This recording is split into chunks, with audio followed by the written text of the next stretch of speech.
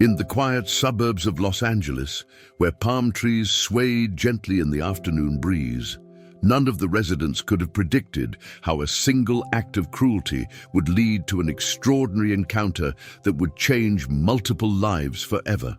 Comment where you're watching from today as we dive into a story that reminds us how one person's intervention can illuminate the darkest corners of someone's world. 15-year-old Cyrus Bellamy stood at the crossroads of his life, though he didn't know it yet. The afternoon sun cast long shadows across Maple Street as he tried to fit in with a group that would ultimately test his character in ways he never imagined. Among them were the notorious Zane Whitaker and Roman Vale, seniors known for their intimidating presence at Westbrook High. The small brown puppy wagged its tail innocently, unaware of the peer pressure building in the young teen's mind. The dog had wandered into their path, its collar indicating it belonged to someone in the neighborhood. As Zane nudged Cyrus forward, his words dripped with challenge. "Come on, show us you're not soft. Everyone's watching." Around them, Elias, Kane and Felix Mercer, two more seniors, formed a tight circle, their phones ready to record what they hoped would be Cyrus's initiation into their group. The autumn air grew thick with tension as Cyrus felt the weight of their expectations pressing down on his shoulders. "Maybe we should just let it go," Cyrus suggested, his voice barely above a whisper. But Zane's laugh cut through the air like a knife. "What's wrong, Bellamy? Scared of a little puppy? This is your chance to prove you belong with us." What happened next would haunt Cyrus for years to come. His foot moved forward, trembling, as the puppy looked up at him with trusting eyes.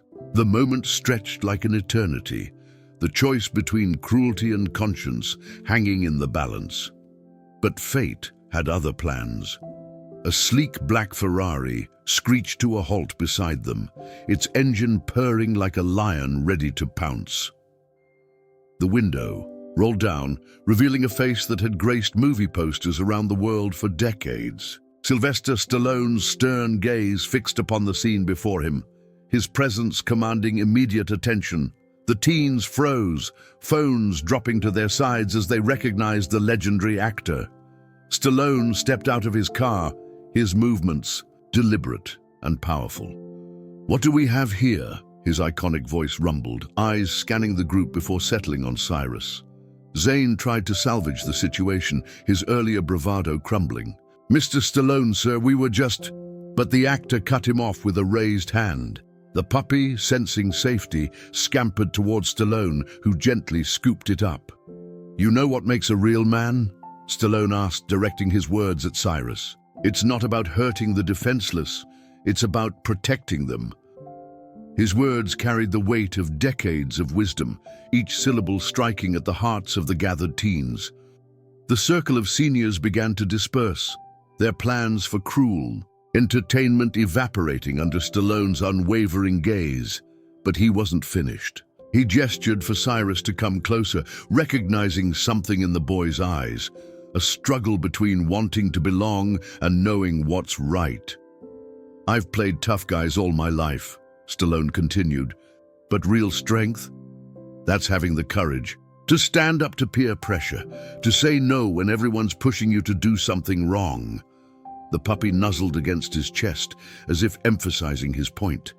Cyrus felt tears welling up in his eyes, the facade of toughness he'd been trying to maintain crumbling in the presence of true strength. I didn't want to hurt it," he admitted, his voice breaking. "I just wanted them to accept me." Stallone's expression softened, remembering his own struggles as a teenager in Hell's Kitchen. "Kid, the right path isn't always the easy one. But trust me, the people worth impressing are the ones who'll respect you for doing what's right, not what's popular." As they spoke, a worried voice called out from down the street, "Max! Max!" A young girl, Isla Vance, came running toward them, her face lighting up at the sight of her puppy safe in Stallone's arms.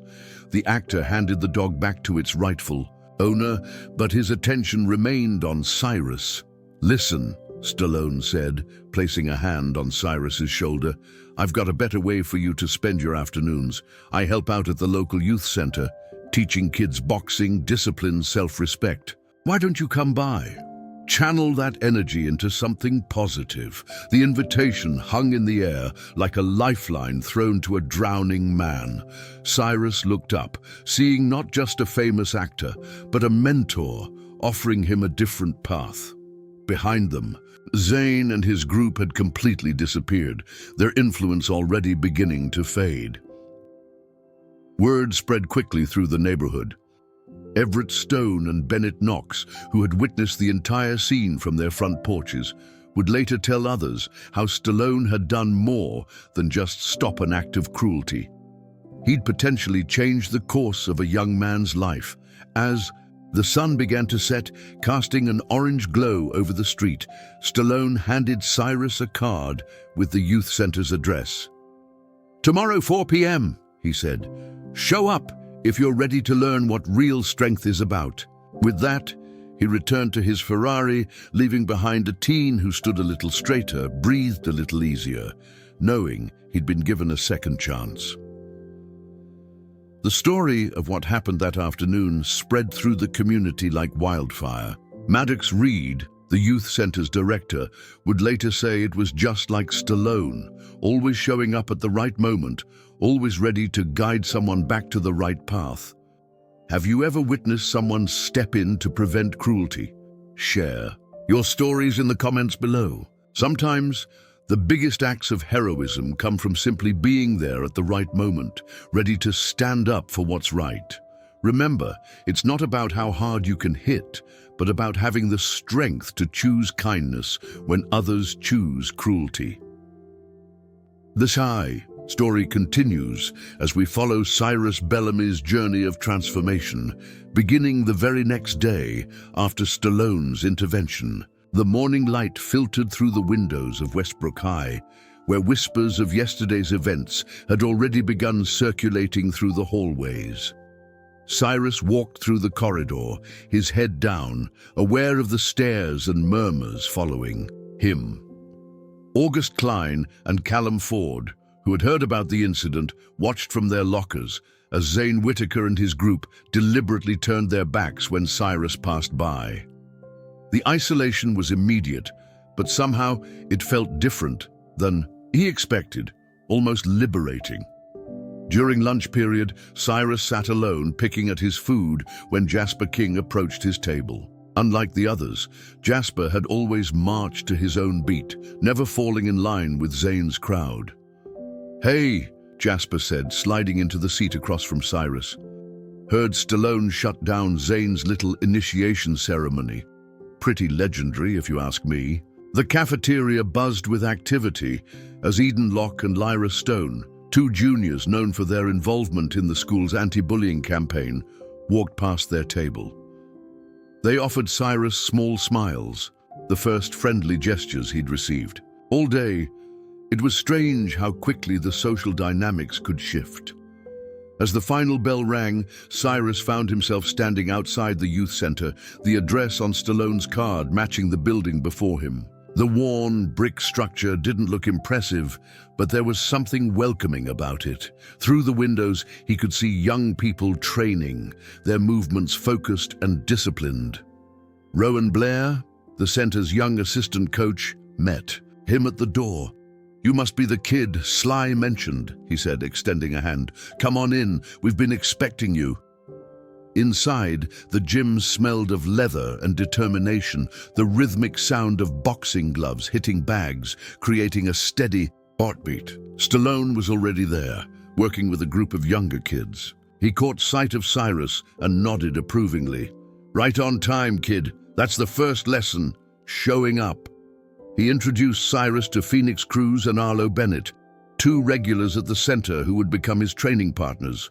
"Before you even think about throwing a punch," Stallone began, gathering the group around him, "you need to understand why we're here. This isn't about learning to fight. It's about learning to stand tall when life tries to knock you down." The afternoon unfolded in a blur of instruction and inspiration. Stallone worked closely with Cyrus, teaching him the basics of footwork and stance, but more importantly, he shared stories of his own struggles, of times when he faced pressure to compromise his values. "See that kid over there?" Stallone pointed to Dante Wolf, a senior who was helping younger students with their technique. 2 years ago, he was running with a rough crowd, heading nowhere fast. Now he's got a scholarship to college. That's what this place does. It gives you the tools to rebuild yourself. As they trained, Cyrus noticed Asher Doyle watching from the doorway. He recognized him as one of Zane's former friends who had broken away from the group months ago. Their eyes met, and there was an understanding. They shared a similar journey. The physical training was intense, but it was the conversations between exercises that really began to reshape Cyrus's perspective. Stallone gathered the group for water breaks, using these moments to instill deeper lessons. "You know what real courage is?" he asked, looking each person in the eye. "It's admitting when you're wrong. It's standing up for what's right when everyone else is choosing the easy path. Yesterday, Cyrus, you were at a crossroads. Today, you're choosing a different path." As the session wound down, Stallone pulled Cyrus aside. "There's something I want you to see," he said, leading him to a wall covered in photos. "Every picture here tells a story of transformation." The images showed dozens of young people, their faces bright with achievement and purpose. "See him?" Stallone pointed to a photo of Gideon Price, now a successful youth counselor. "He came here thinking he had something to prove. Left knowing he had something to give." The wall was a testament to the center's impact, each picture representing a life redirected. Outside, the sun was setting when they finished, casting long shadows across the parking lot. Cyrus felt exhausted but somehow lighter, as if he'd shed a weight he didn't know he'd been carrying.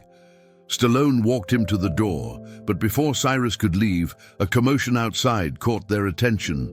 Zane and Roman Vale were waiting, accompanied by several others. But this time, something was different. Cyrus stood straighter, no longer feeling the need to impress them. Stallone watched, letting Cyrus handle the situation himself.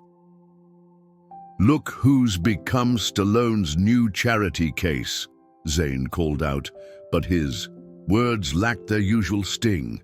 Cyrus simply looked at his former friend, seeing the insecurity behind the bravado for the first time. "You know, Zane," Cyrus replied calmly, "there's room for one more in there if you ever want to find out what real strength looks like." The offer hung in the air, genuine despite their history. For a moment, something flickered across Zane's face, recognition perhaps of his own crossroads. Roman shifted uncomfortably, clearly affected by the change in Cyrus's demeanor. The group's dynamic had shifted, their power over him evaporating in the face of his newfound confidence. Without another word, they turned and left, their departure feeling more like retreat than intimidation.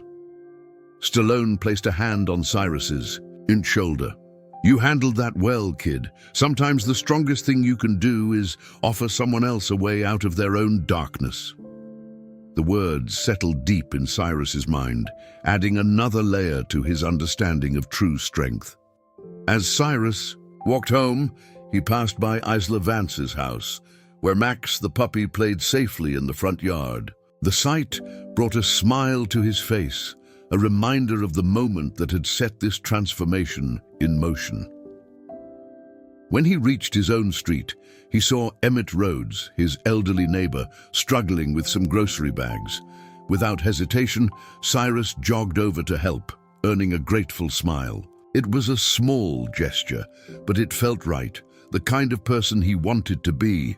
The next day at school, something had shifted. Cyrus walked the halls with a different energy, no longer seeking approval from those who demanded cruelty as proof of worth. During lunch, he sat with Jasper again, joined this time by Celeste Quinn and Eden Locke, who were curious about his experience at the youth center. News of Cyrus's transformation spread, creating ripples through the school's social hierarchy. Ren Holloway, the student body president, approached him about speaking at an assembly, about standing up to peer pressure. The same crowd that had once pressured him into almost committing an act of cruelty was now watching as he carved out a new identity. After school, Cyrus returned to the youth center, ready for another session. This time he noticed more familiar faces from school had followed him there, curious about what had sparked such a change in him. Stallone watched from the corner, a knowing smile on his face. "Remember," Stallone addressed the growing group, "everyone who walks through that door has a story. What matters is not where your story started, but how you choose to write its next chapter." Have you ever witnessed someone's complete transformation after one decisive moment? Share your stories of redemption and change in the comments below. Sometimes, all it takes is one person believing in you to help you believe in yourself. As weeks passed at the youth center, the small ripple of change that began with one puppy and a movie star's intervention had grown into a wave of transformation. The crisp autumn air carried the sounds of training and laughter as more young people found their way to what was becoming a sanctuary of second chances. Cyrus arrived early that afternoon, helping Stellan Harlow, one of the newer members, wrap his hands properly before training. Through the windows, he could see Stallone's Ferrari pulling into the parking lot, but this time, something was different. The legendary actor wasn't alone. Quinn Fletcher, a local news reporter, stepped out, of the passenger side, camera crew in tow. The story of what had happened that day with the puppy had caught the media's attention, not because of Stallone's involvement, but because of the remarkable change it had sparked in the community. "Remember," Stallone addressed the group as the cameras set up, "we're not here for publicity. We're here because every kid deserves a chance to find their strength." His words carried the same weight they had since day one, perhaps even more so now that their impact was visible. Silas Drake, once known as one of the school's troublemakers, now stood beside Cyrus as one of the center's success stories. The transformation in him was so profound that teachers at Westbrook High had started referring other struggling students to the program. The camera crew captured the daily activities as Quinn interviewed various members. Vigo Channing, whose parents had initially been skeptical of the program, spoke about how the discipline he learned in the ring had improved his grades and his relationship with his family. "It's not just about boxing," Vigo explained to the camera, his voice steady with newfound confidence. "It's about finding out who you really are when you strip away all the pressure to be someone else." As the interviews continued, Zane Whitaker's younger brother, Thorn Archer, slipped quietly through the door. The tension was immediate. Everyone knew the history, knew what his presence might mean, but Stallone, ever observant, moved smoothly to welcome him. "Sometimes the hardest step is walking through that door," Stallone said, loud enough for everyone to hear. "But the brave ones do it anyway." The words seemed to lift a weight from Thorn's shoulders, and Cyrus found himself stepping forward to show him around. The news crew captured this moment of reconciliation, but more importantly, they captured what happened next. Through the door came Zane himself, looking uncomfortable but determined. The room fell silent as he approached Stallone. "I've been watching," Zane admitted, his usual bravado absent. "Watching how everything changed after that day, how Cyrus changed. I want to know what that feels like." The vulnerability in his voice was something none of his former followers had ever heard before. Stallone's response was simple. "There's always room for one more." He gestured to the training area where Ronan Harlow was working with a group of beginners. "Why don't you join them? Start fresh." The cameras continued rolling as former adversaries began training side by side. Cassius Bexley, who had been with The program since its inception, later told Quinn, this place doesn't just teach you how to fight, it teaches you how to forgive. As the afternoon progressed, more stories emerged. Uma Archer shared how the center had helped her overcome her fear of standing up to bullies. Killian Wexler spoke about finding purpose after years of feeling lost. Each testimony added another layer to the center's impact. Quinn's presence attracted more attention, and soon parents began arriving to see what was happening. Among them was Dorian Carver, a city council member who had initially opposed funding for youth programs. He stood at the back watching his own son, Hugo Easton, transform under Stallone's guidance. "You know what the real story is here?" Stallone asked Quinn during a break. "It's not about me, or even about boxing. It's about what happens when you give kids a chance to be their best selves. When you show them there's more to strength than power." The camera panned across the gym, capturing moments of genuine connection. Leif Ashford, who had once been on probation, was now helping Griffin Archer perfect his technique. Joaquin Harlow, whose grades had been slipping, was proudly showing Stallone his latest report card. As the day wound down, Quinn gathered everyone for final thoughts. Cyrus stepped forward, surprising himself with his willingness to speak. "A few weeks ago, I almost made a terrible choice because I thought it would make me belong. But true belonging isn't about hurting others, it's about lifting them up." Stallone watched from the corner, a proud smile on his face. The transformation in these young people wasn't just physical, it was a profound shift in how they saw themselves and their place in the world. The news crew was packing up when Isla Vance arrived with Max, the puppy whose life had sparked this change. The dog's tail wagged happily as he recognized Cyrus, no trace of fear in his approach. It was a powerful symbol of how far things had come. "Sometimes," Stallone told the camera in his final interview, "it takes a small moment of crisis to show us who we really want to be. These kids, they're not just learning to box, they're learning to be the heroes of their own stories."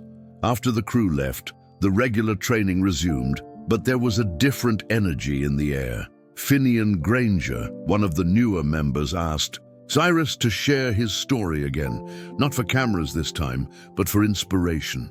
"It's simple," Cyrus explained, looking around at the faces that had become like family. "One person believed in me when I didn't believe in myself. That's all it took to change everything." The sun was setting when they finally wrapped up for the day. Dorian Carver approached Stallone with a proposal. He wanted to help expand the program to other neighborhoods. "I've seen enough today to know this is what our city needs," he said.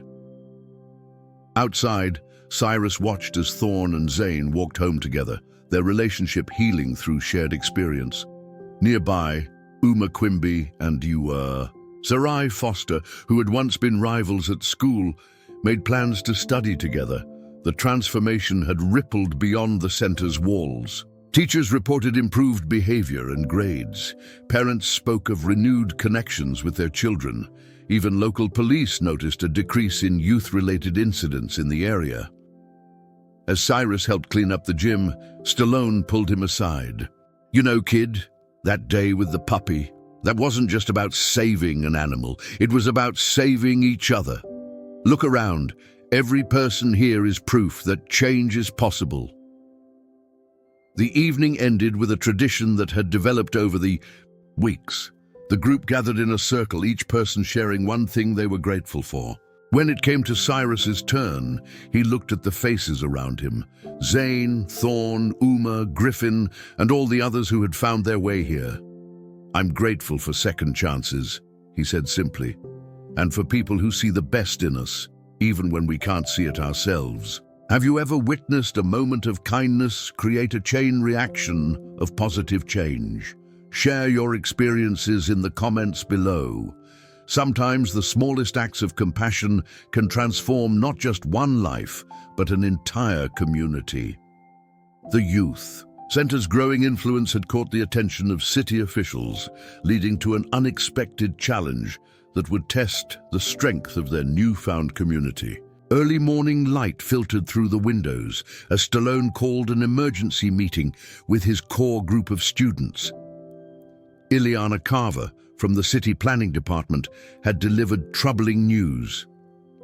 The building's lease was up for renewal, and developers had submitted a lucrative offer to transform the space into luxury condominiums. The center had 30 days to either match the offer or find a new location. "They're offering us a different space," Stallone explained to the gathered group, which included Cyrus, Eve Archer, and Odette Fairchild. "But it's on the outskirts of town, too far for most of you to reach." The room fell silent as the implications sank in. Priya Montgomery, whose father served on the city council, spoke up first. "This place saved my brother from going down a dangerous path. We can't just let it disappear." Her words resonated with everyone present, especially those who remembered their own transformations. Gayomara Harlow, now one of the center's peer mentors, pulled out her laptop. "What if we show them what they'd really be destroying?" she suggested, already beginning to compile videos and testimonials from members whose lives had changed because of the program. Stallone watched with pride as his students naturally fell into leadership roles. Lana Fairchild and Vera Barlow began organizing a community outreach campaign, while Ulrich Halstead, whose technology skills had flourished alongside his athletic abilities, started working on a website to showcase the center's impact. "Remember," Stallone advised, "we're not just fighting for a building. We're fighting for everything this place represents: second chances, transformation, community." His words sparked a fire of determination in the room. The news spread quickly through Westbrook High. Willa Carver, the school newspaper editor, approached Cyrus about running a feature story. "People need to know what this place means to us," she insisted, her notebook already filled with interviews from students whose lives had been touched by the center. Kira Langston, whose photography had once focused only on social media aesthetics, began documenting the daily life at the center. Her images captured powerful moments: Zane helping his brother Thorne perfect his stance, Uma Garrison tutoring younger students between training sessions, and Stellan Prescott giving pep talks to newcomers. The community response was immediate and overwhelming. Jessamine Ellison, whose family owned several local businesses, started a fundraising campaign. Ronan Kensington, a former troubled teen turned successful entrepreneur, pledged to match donations dollar for dollar. But it wasn't just about money. Each day brought new stories of the center's impact. Noah Delaney shared how the discipline she learned there had helped her overcome her anxiety and improve her grades. Paxton Archer spoke about finding purpose after years of feeling lost. The movement grew beyond their immediate community. Quinn Fletcher's news story had gone viral, attracting attention from other cities facing similar challenges. Talia Ashford, a social media influencer, used her platform to share the center's story, drawing support from unexpected places.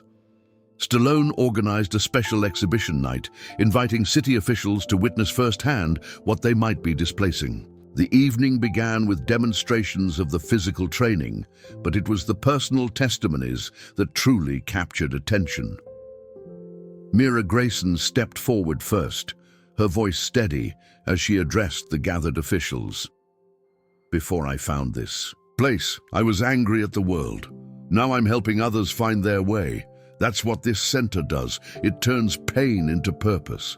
Quentin Archer, whose brother had been lost to gang violence, spoke about how the center had given him a different path.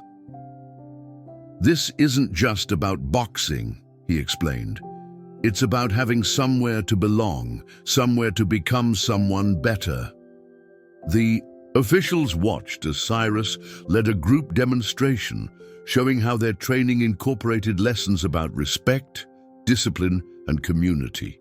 Farrah Prescott, the city's youth services director, took particular notice of how the older students naturally mentored the younger ones.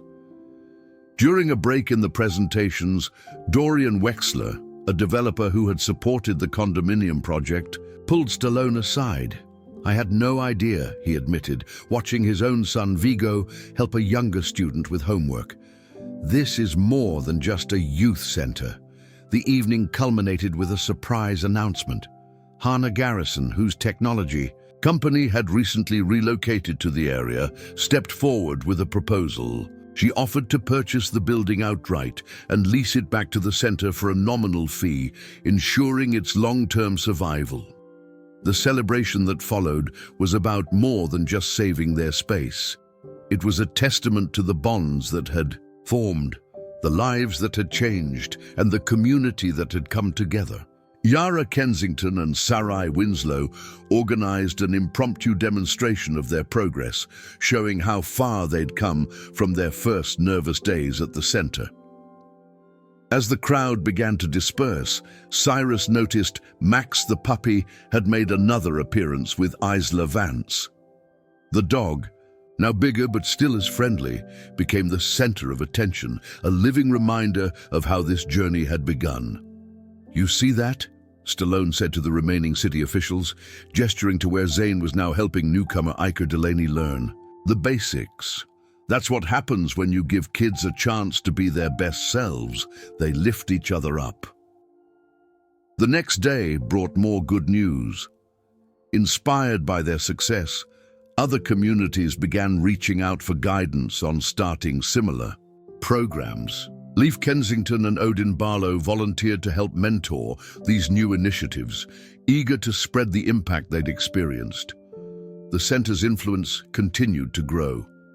Rhea Fairchild started a peer counseling program, while Griffin Truitt developed a tutoring system that helped members maintain their grades.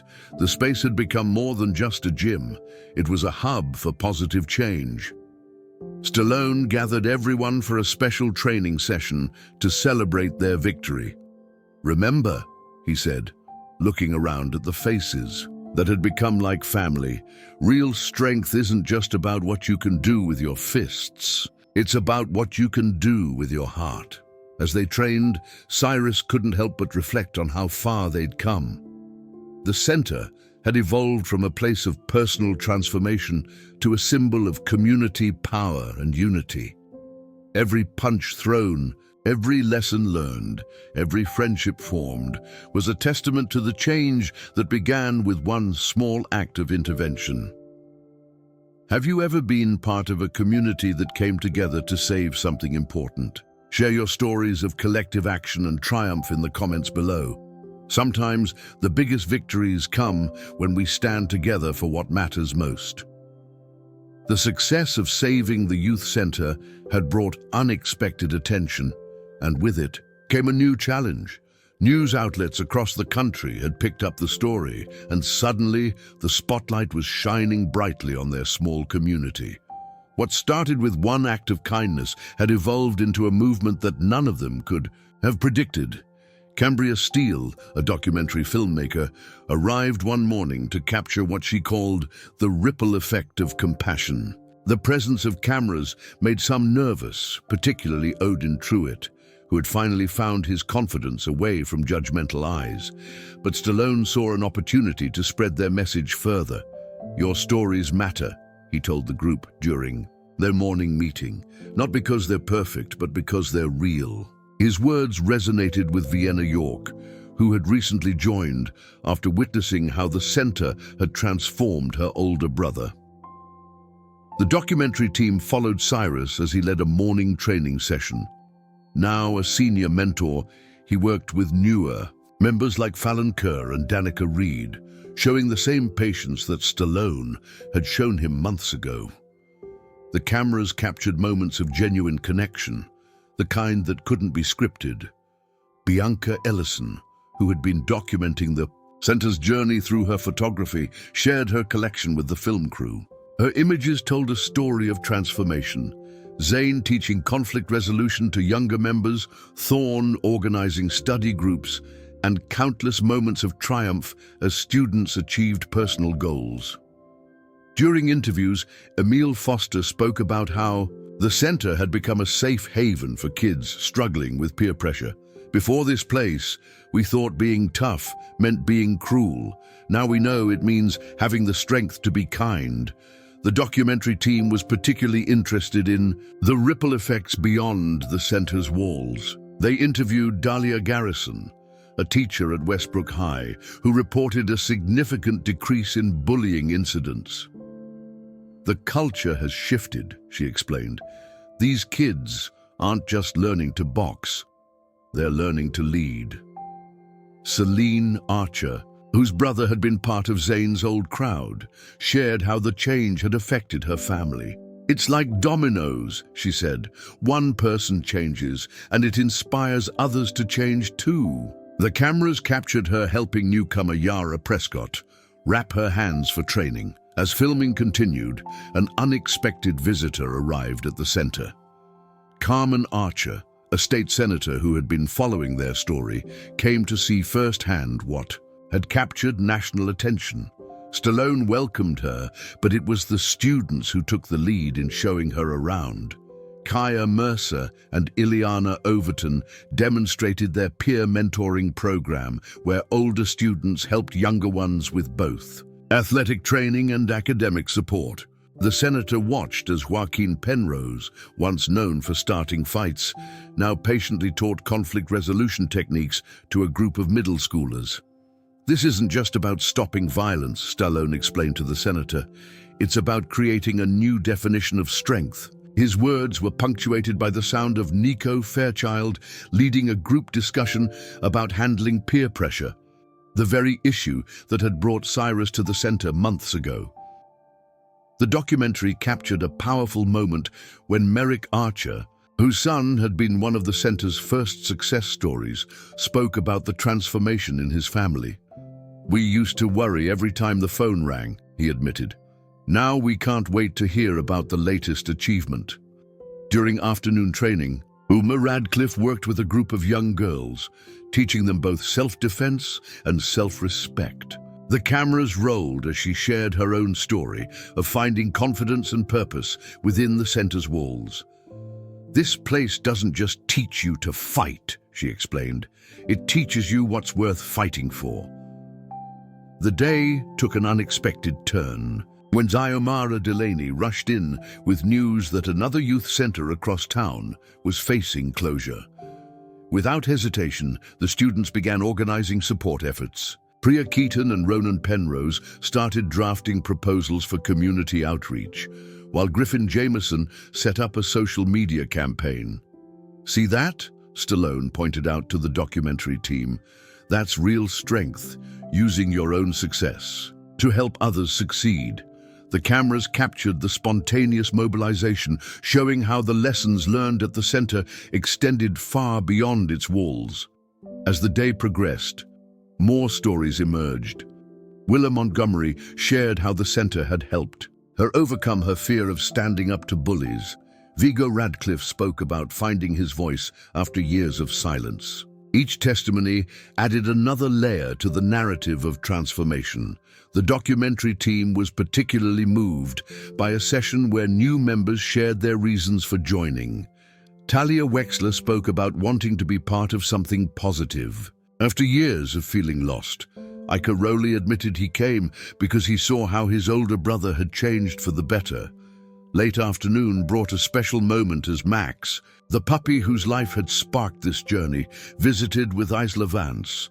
Now fully grown, he remained a gentle presence, a living reminder of how choosing kindness over cruelty had created such profound change. Sometimes, Stallone told the cameras, the biggest transformations start with the smallest choices. He gestured to where Cyrus and Zane were now working together to teach a class on respect and responsibility. Former adversaries turned allies in spreading positive change. The day ended with a tradition that had become sacred at the center. Everyone gathered in a circle, sharing moments of gratitude and progress. Nora Winslow thanked the group for helping her find her courage. Killian Dunbar spoke about learning to channel his anger into purpose. As the documentary team packed up, Their equipment, Cambria pulled Stallone aside. "This is more than just a story about a youth center," she said. "This is about how one moment of intervention can transform an entire community." The impact of their story continued to grow. Requests came in from other cities wanting to replicate their model. Eve Suter and Carmen Rowley began developing a guide for starting similar programs, while Lana Channing created a mentorship network connecting experienced members with new centers. Have you ever witnessed a small act of kindness grow into something bigger than anyone could have imagined? Share your stories of how positive change can multiply when we give it a chance to grow. Sometimes the greatest impact comes from simply choosing to make a difference, one moment at a time. 1 year had passed since that fateful day when Stallone's intervention changed not just one life, but an entire community. The youth center was preparing for its first anniversary celebration, though celebration seemed too simple a word for what had become a testament to the power of second chances and collective transformation. Noah Montgomery and Bryn Carter worked together, hanging photos that chronicled their journey. Each image told a story. The day Cyrus first walked through the doors, Zane's transformation from antagonist to mentor, countless moments of triumph and growth captured through the lens of time. Ren Holloway, who had become the center's official historian, stood before a wall of achievements. News clippings, award certificates, and letters of gratitude created a mosaic of impact. "Remember when we thought we were just saving one building?" she mused to Cassius Yardley, who was helping her arrange the display. The morning of the celebration brought unexpected guests. Ulrich Lennon, now running a similar program in a neighboring city, arrived with a group of his students. They had come to share their own stories of transformation, inspired by what had started here. "It's like a ripple turning into a wave," Stallone observed, watching as Mina Osborne led a demonstration for the visitors. The once shy girl now moved with confidence, her voice clear and strong as she explained the principles that had become their foundation. Cyrus, standing beside his mentor, couldn't help but reflect on how far they'd all come. "Sometimes I think about that day with Max," he said, glancing at where the now full-grown dog lay contentedly near Isla's feet. "How close I came to making the wrong choice." The celebration began with a ceremony that none of them had anticipated. Farah Zain, the city's mayor, arrived with an official proclamation. The date would now be known as Community Transformation Day, recognizing how one act of intervention had sparked a movement of positive change.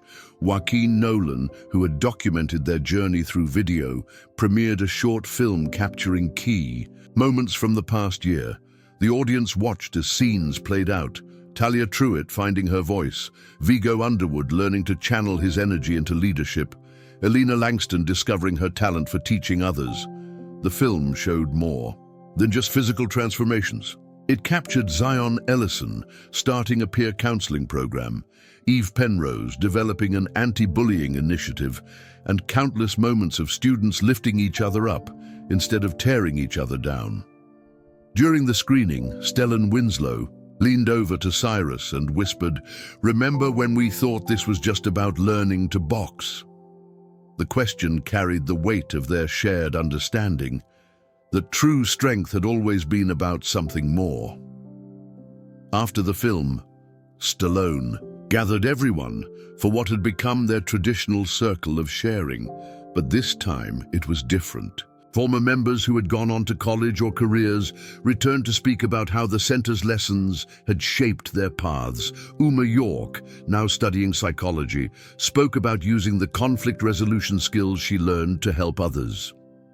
Killian Wexler, who had started his own business, shared how the discipline and perseverance he gained had become the foundation of his success. The circle widened as more people joined, each adding their voice to the story. Odette Vernon told of how she'd stopped a bullying incident at her new school, using the techniques she'd learned for peaceful intervention. Griffin Overton spoke about mentoring younger siblings, breaking cycles of negativity in his family. As the sharing continued, Cambria Steele, the documentary filmmaker who had captured their story months ago, revealed something unexpected. Her film about the center had inspired similar programs across the country. She played clips of other communities following their model, proving that their impact had reached far beyond their city's borders.